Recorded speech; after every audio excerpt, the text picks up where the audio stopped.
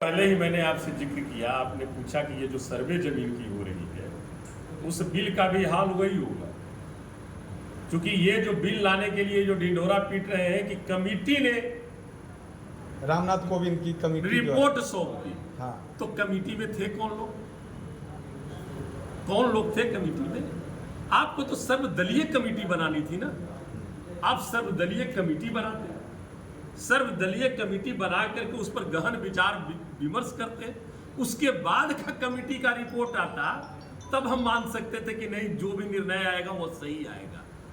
ये कमिटी आपकी, कमिटी में आपके लोग, तो भाई कमिटी थोड़ी ना है कि प्रस्ताव आपके में विपक्ष में क्या जाएगी। खामी है या क्या है वो उस पर प्रकाश डालिए। हमने तो वही कहा ना कि ये सर्वदलीय बैठक कर करके इस पर एक मत बनाना चाहिए था। आप पहले ही थोप दे रहे हैं कि कमिटी ने निर्णय दे दिया है, तो वो कितना सार्थक होगा। उसके बाद आप जो रिलेशन सर्वदलीय बनाइएगा तो वो कितना सार्थक होगा, ये सोचने वाली बात है। बोल रहे हैं पैसे की बचत होगी, समय की बचत होगी, एक साथ जब चुनाव होगा पूरे देश भर में। देखिए, एक साथ आप चुनाव की बात करते हैं, बिहार में किसी देश में चुनाव हो रहा है, राज्य में चुनाव हो रहा है, तो यहाँ के फोर्स वहाँ जाते हैं, वहाँ के पदाधिकारी वहाँ जाते हैं चुनाव कराने।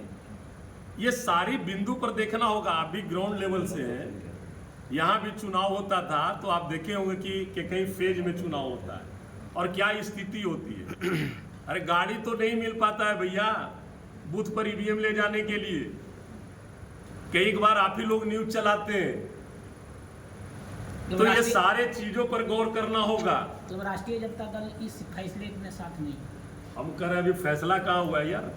प्रस्ताव हमने तो अभियान। हमने कहा कि प्रस्ताव की क्या बात है? ये प्रस्ताव सब किसी कमेटी का नहीं, ये तो भारतीय जनता पार्टी का प्रस्ताव है। ये कोई सर्वदलीय प्रस्ताव तो है नहीं।